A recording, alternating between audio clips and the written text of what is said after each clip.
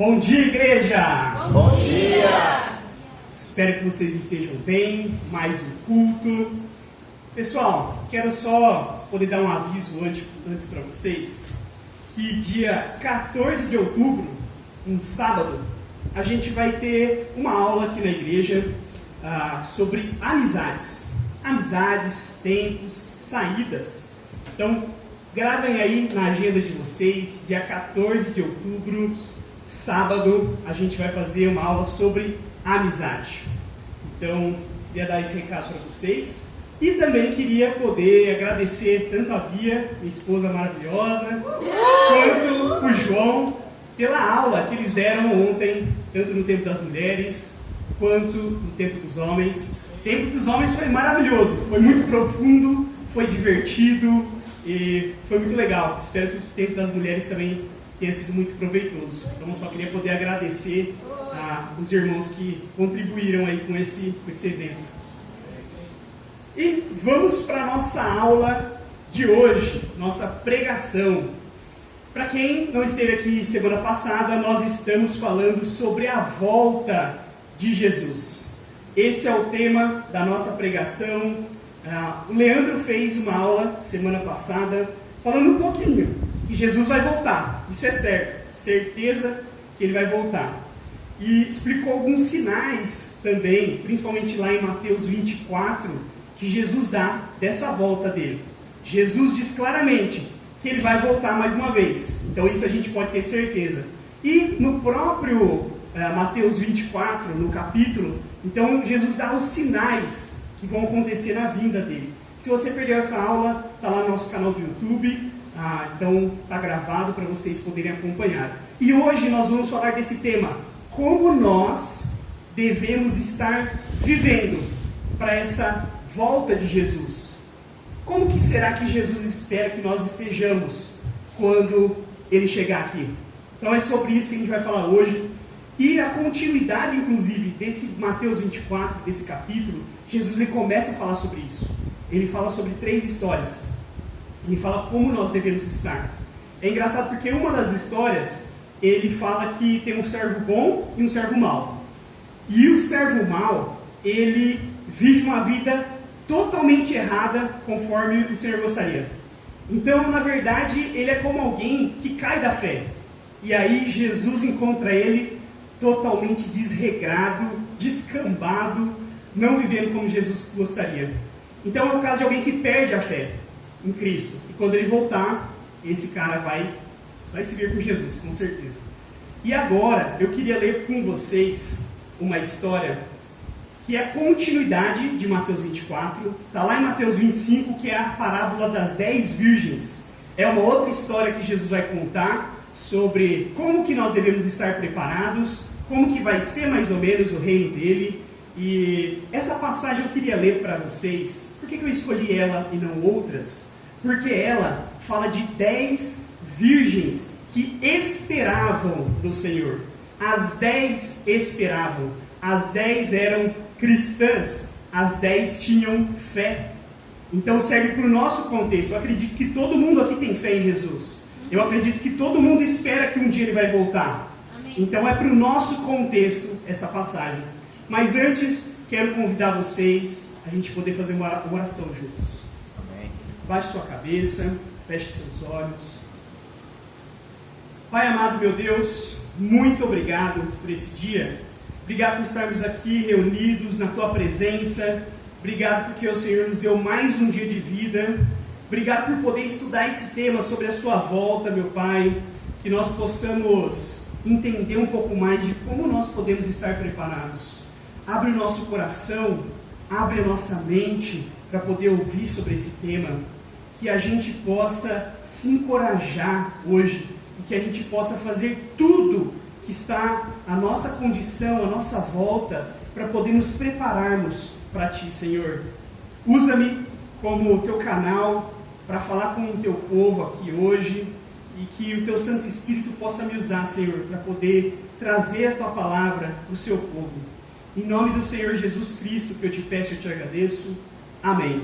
Amém. Então nós, basicamente, hoje vamos ficar nesse texto de Mateus 25. Se você quer acompanhar na sua Bíblia, pode abrir ela, ou se você quiser acompanhar, está aqui projetado no telão.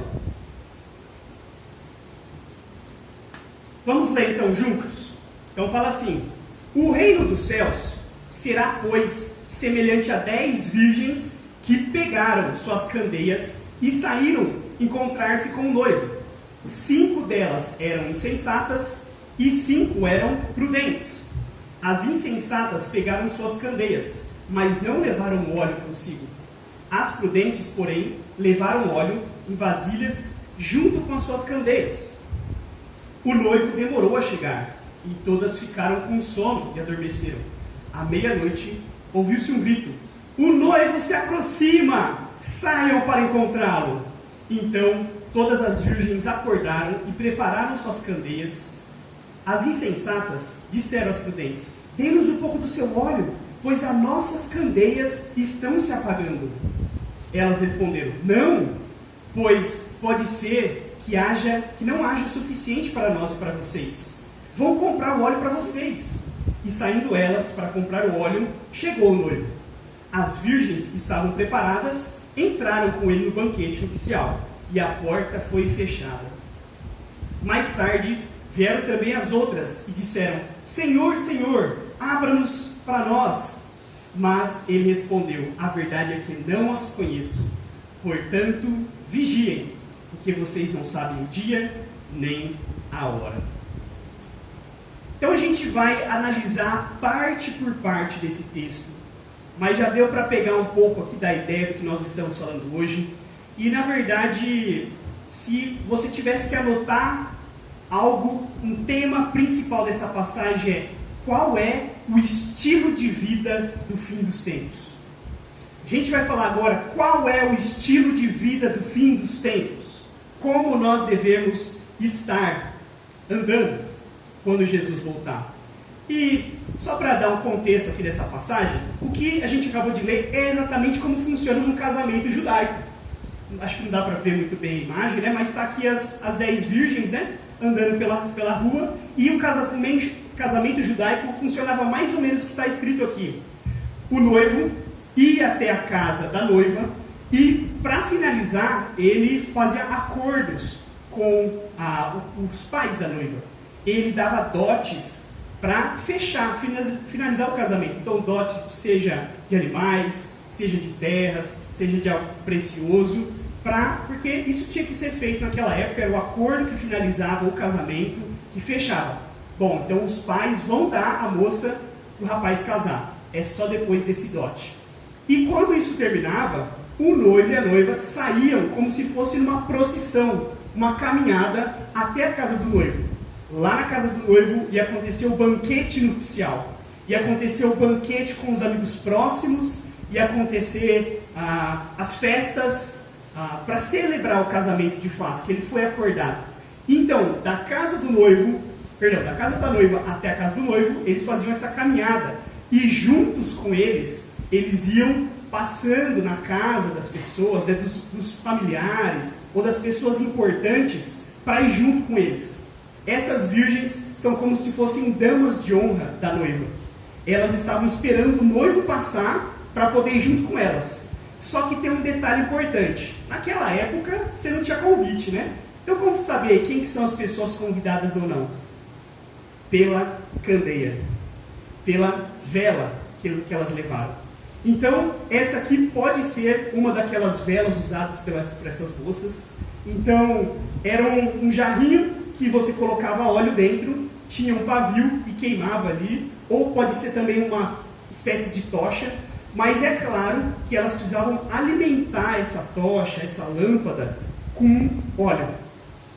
Frequentemente tinha que ficar alimentando isso para a vela continuar queimando.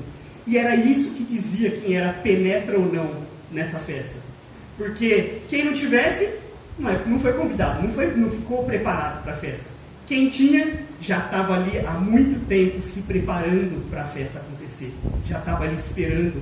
Então, aqui dá um contexto para a gente, então, quem que era penetra, quem não era, como se preparava para um casamento ou não. Então, o noivo chegava, comentava com quem ia, e aquilo guardado em segredo. Só aquelas pessoas que sabiam a hora de pegar suas lâmpadas, sua candeia e ir.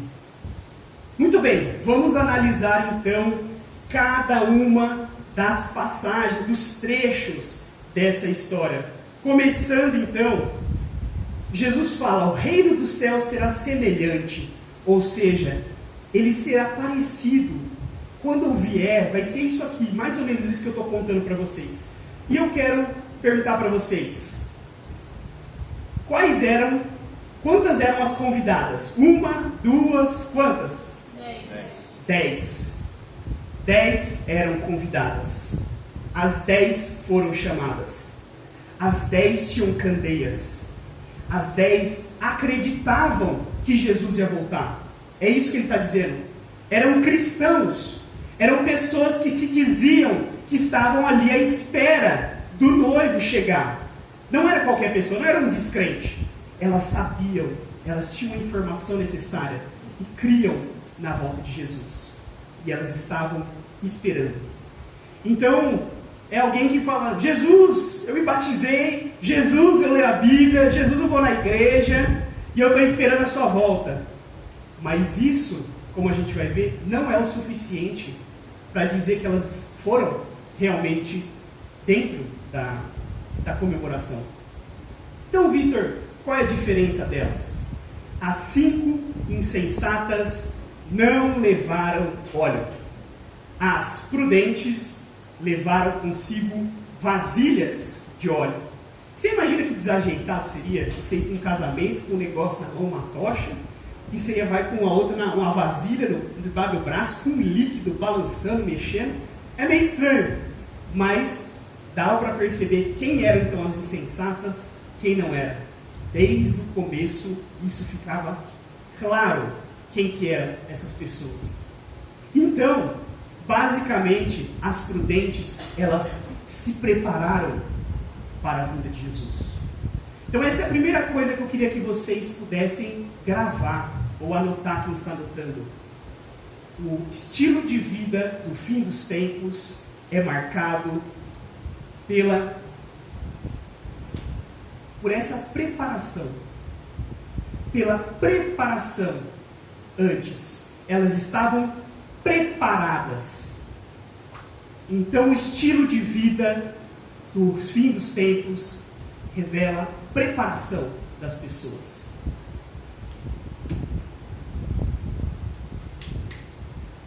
Vamos continuando então. Elas todas tinham candeia.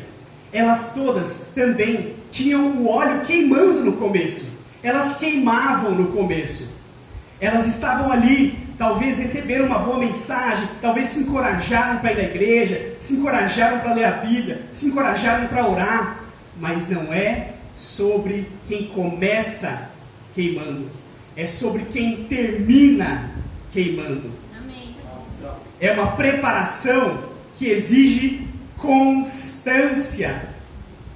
Mais um estilo de vida do fim dos tempos, constância, uma preparação constante. Não é quem termina, não é quem começa queimando, é quem termina queimando. Quem está entendendo, diga amém. Amém. Muito bem. Vamos continuar então aqui. O noivo demorou para chegar. Sabe o que quer dizer isso? Quer dizer que mesmo elas esperando, crendo, elas não sabiam quando o noivo ia chegar. E a verdade é que ninguém sabe quando Deus volta. Nem os cristãos sabem o dia, sabem a hora que isso acontece. Ao longo do tempo, várias pessoas tentaram fazer previsões. 12 de 12 de 2012. Ou virada do milênio, anos 2000. Virada do milênio, o mundo vai acabar. Ou outras várias previsões que aconteceram ao longo do mundo. Tem pessoas tentando fazer isso até hoje. Mas Deus deixa claro na Bíblia que não tem como saber o dia nem a hora certa. Não tem como saber. Mesmo aquelas que estão esperando não sabem. Pode ser antes do que a gente imagina, pode ser depois. Por isso que exige uma preparação e uma constância. E o que quer dizer que elas ficaram com sono? Elas adormeceram. E as 10 adormeceram, né? Então não foram só 5. Então o que aconteceu aqui? Na verdade é porque elas são pessoas que têm vidas normais. Como eu, você, gente como a gente. Elas ficam cansadas, elas dormem, elas trabalham, elas têm as suas atividades. Cara, nessa época, ninguém ficava acordado depois das 6 horas da tarde. 6 horas, abaixou o sol, escuro, tudo escuro, vai dormir. Não tem por que ficar até a noite acordado. É claro que dormiram, ficaram com sono. Mas elas estavam, as sensatas estavam preparadas para o que deve vir. À meia-noite, ouviu-se um grito. O noivo se aproxima, saiam para encontrá-lo. Todas as virgens acordaram e prepararam suas candeias. As insensatas disseram às prudentes: dê-nos um pouco do seu óleo, pois as nossas candeias estão se apagando. Elas responderam: não, pois pode ser que não haja o suficiente para nós e para vocês. Vão comprar o óleo. Muitas pessoas aqui acham: nossa, aqui, como elas foram grossas, talvez elas faltaram com amor com essas insensatas. Não. Na verdade, elas se prepararam e elas entenderam que, na verdade, não haveria óleo suficiente para todas as pessoas. Ou elas iam ficar de fora, ou elas iam ficar de dentro. Tinha óleo individualmente para as pessoas. Então é isso que ressalta essa parte da parábola. E aqui também ressalta uma coisa muito importante. Como que nós vamos estar quando Jesus voltar? Será que a gente vai estar feliz ou a gente vai estar triste, preocupado? Isso vai depender da nossa preparação e da nossa constância. Quem está preparado?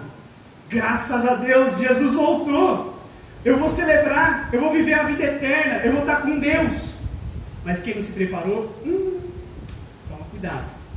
Porque aí vem o julgamento, aí vem o juízo final. Sabe? Isso me lembra até uma história minha, de quando eu era pequeno. Então, eu adorava receber a minha mãe quando ela chegava em casa do trabalho. Minha mãe chegava, abraçava a minha mãe: mãe, como você veio, voltou do trabalho. Até que um dia, eu recebi uma bola de presente, uma bola de futebol. E a minha mãe falou assim: não jogar bola dentro de casa. Uma coisa óbvia, né? Não jogar bola de casa, dentro de casa, porque vai acontecer alguma coisa. Ah não, tô tranquilo, tô de boa. Joguei bola dentro de casa, quebrei um vaso da minha mãe. E nossa, agora não quero que minha mãe volte tão cedo em casa, porque senão alguma coisa vai acontecer, o couro vai comer. Então assim, eu fiquei naquela tensão, né? Mano, minha mãe vai voltar daqui a pouco, e eu tenho que arrumar isso aqui, ela vai encontrar um vaso quebrado, mas não deu tempo. Eu fui despreparado. Eu não deveria nem ter começado, nem jogar bola dentro de casa. E ela pegou o vaso quebrado dentro de casa. Aí o couro comeu, né? Aí não tem... Vocês sabem o resto da história. Mas para dizer o seguinte, nós também podemos nos alegrar ou ficar muito preocupados com a volta de Jesus. Depende de como você está andando. Como está a sua vida hoje? Você está se preparando para isso? Ou você tem sido negligente como essas mulheres insensatas que não se prepararam para esse momento? E elas foram avisadas que era importante aquele momento, estar preparado para aquele momento. Então eu acredito que é mais ou menos assim que vai funcionar. E aqui a gente pode também fazer algumas analogias. O que será que significa esse óleo? A gente não sabe com certeza o que significa esse óleo nessa história, não tem uma definição clara, mas com certeza a gente entende que o óleo é algo intransferível. O seu óleo é sua responsabilidade. O óleo é intransferível. Você tem que tomar cuidado com o seu óleo, com a sua reserva de óleo. E o que pode ser esse óleo? Vamos dar nomes aqui. O que é intransferível na nossa vida cristã?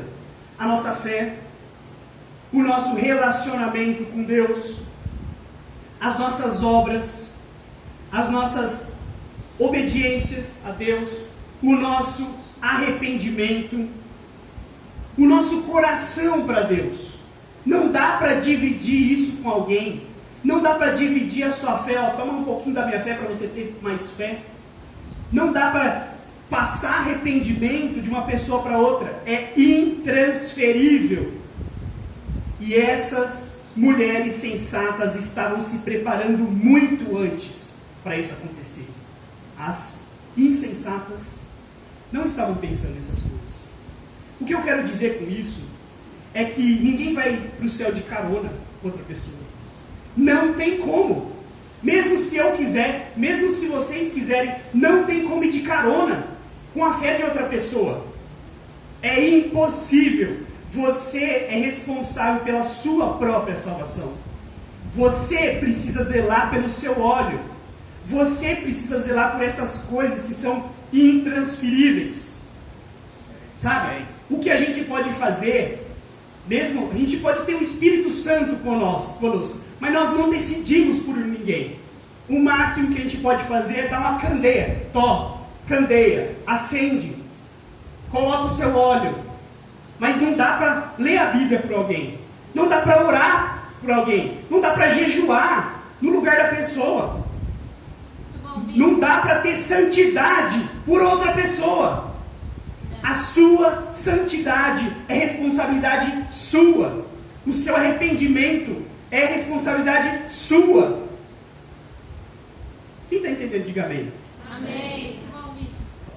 Como que Deus vai encontrar você? Você não vai para o céu de carona, mesmo que a gente quer isso, mas é responsabilidade sua. É responsável de cada um. Então, o estilo de vida do fim dos tempos vai exigir que a gente tenha uma atitude igual a essas prudentes. Vai exigir que a gente vá atrás, se prepare, vigie, igual elas fizeram. E tem uma palavra aqui que eu queria poder ressaltar para vocês. Qual é a palavra-chave aqui para o fim dos tempos? A palavra-chave aqui é não. Saiba dizer não. Essa é a palavra-chave para o fim dos tempos.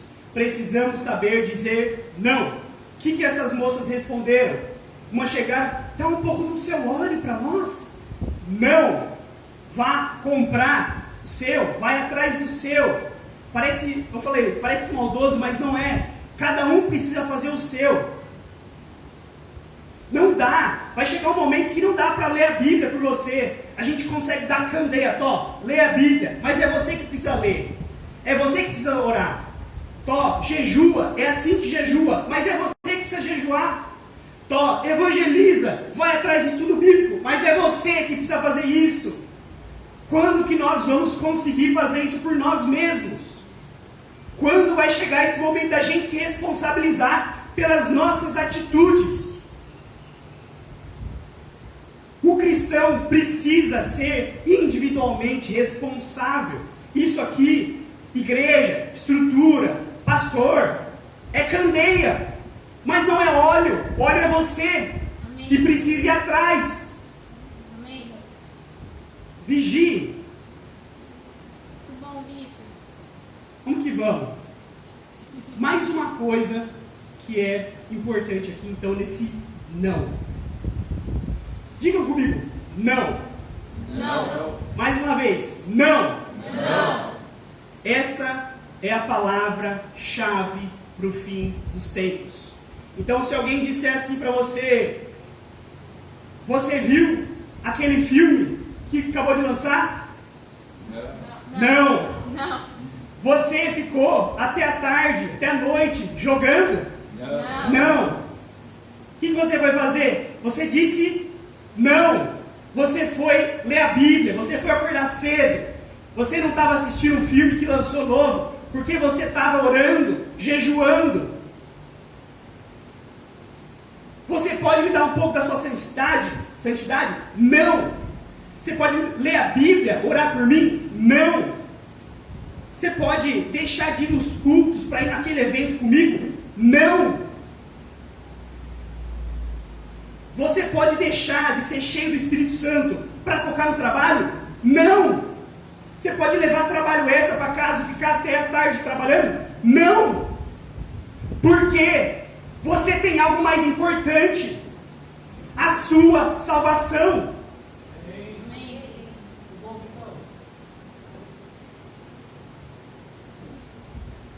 Você pode abrir mão da sua santidade para ficar comigo, para flertar comigo, para ultrapassar limites comigo?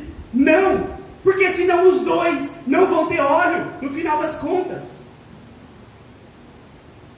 Tome atitudes que demonstrem essa santidade de vocês, esse óleo de vocês, essa preciosidade de vocês. Proteja o seu óleo, proteja a sua salvação.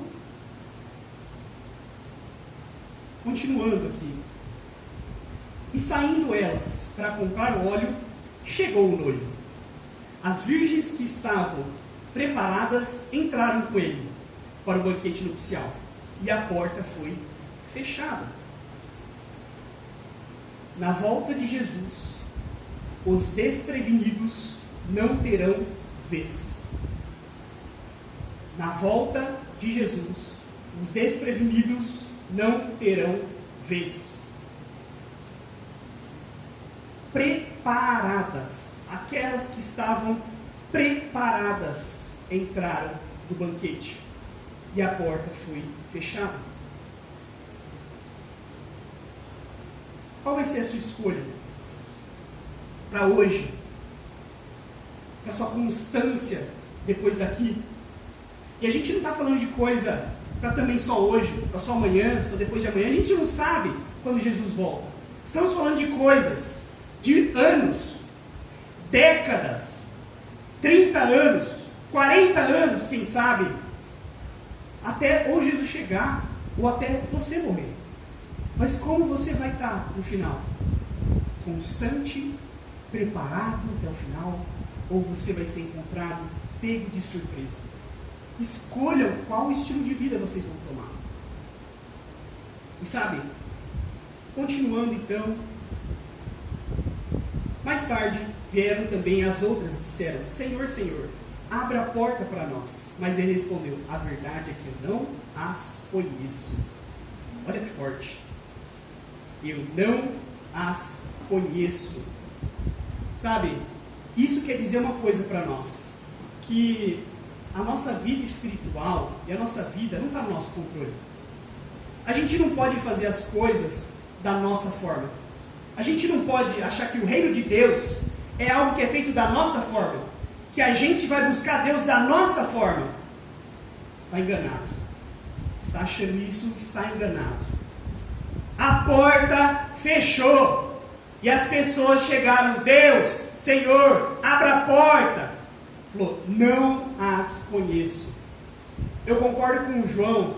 Ele falou que a misericórdia de Deus é infinita e bondosa. Deus, ele perdoa a nós sempre que nós estamos dispostos a perdoar e a se arrepender.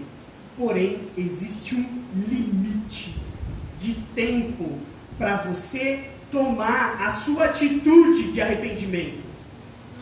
A porta vai fechar e você não sabe quando que vai ser isso. Você precisa tomar uma decisão.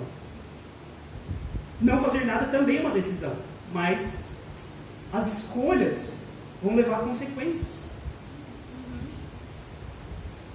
Sua vida precisa estar de forma que Deus espera para você entrar nesse banquete, e não como você espera. Não basta você saber que Jesus vai voltar, não basta você ter informação, não é isso que salvar, não basta você ter fé. Sabe o que Deus vai falar no final? Não conheço você.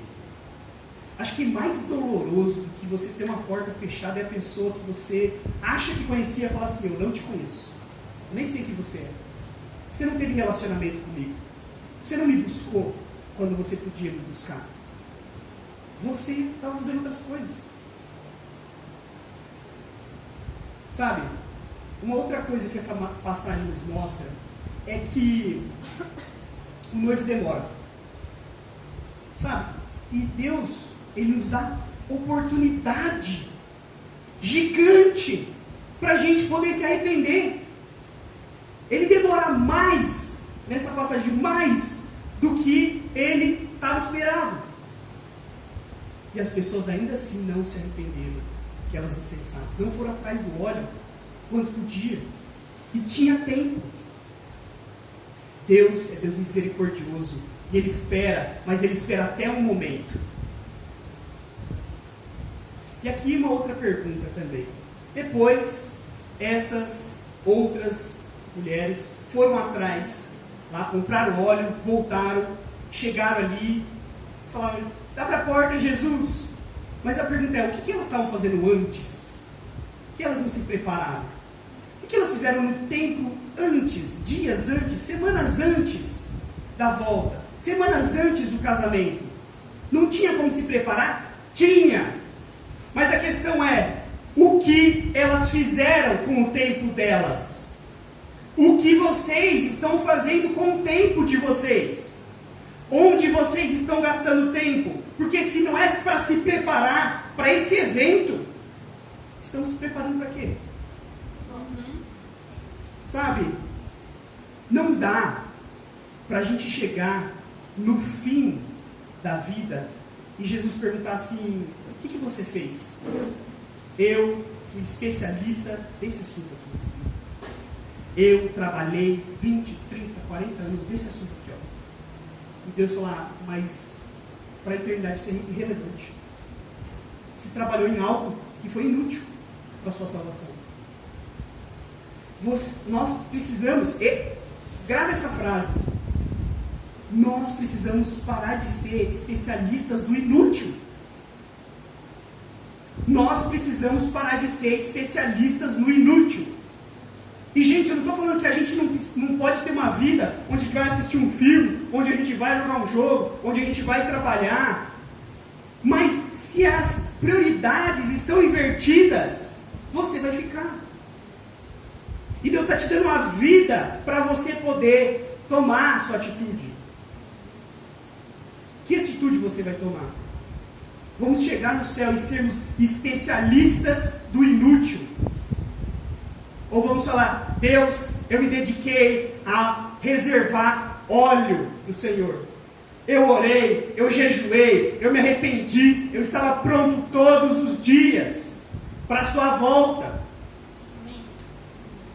Nós precisamos, então, saber o que nós vamos fazer. Amém.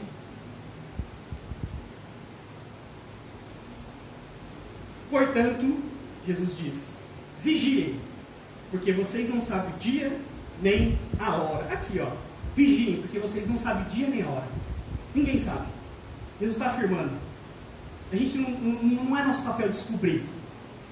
Nosso papel é vigiar. Vigiar. Estar preparado.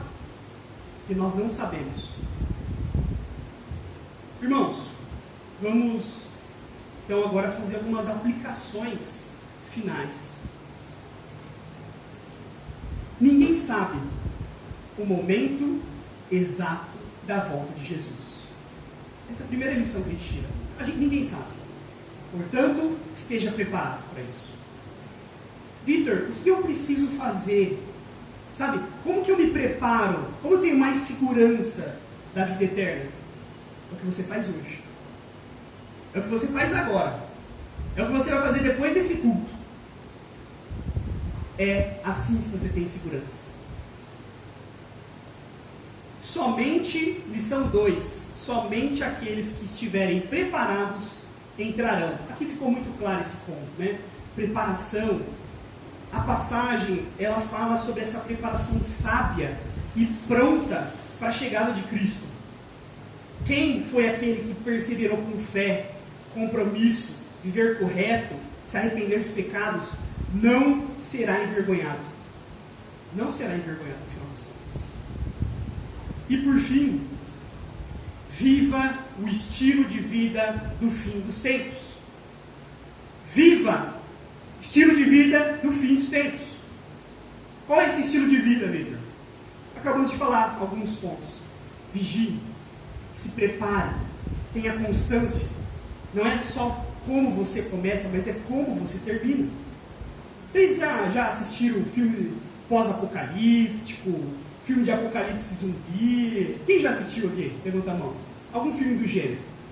Então, todo mundo já assistiu ou sabe do que eu estou falando.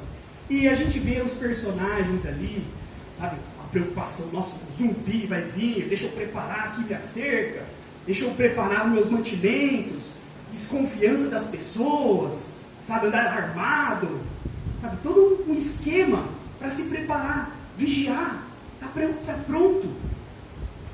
É mais ou menos assim. Não estou falando que vocês têm que ter armas, não é isso?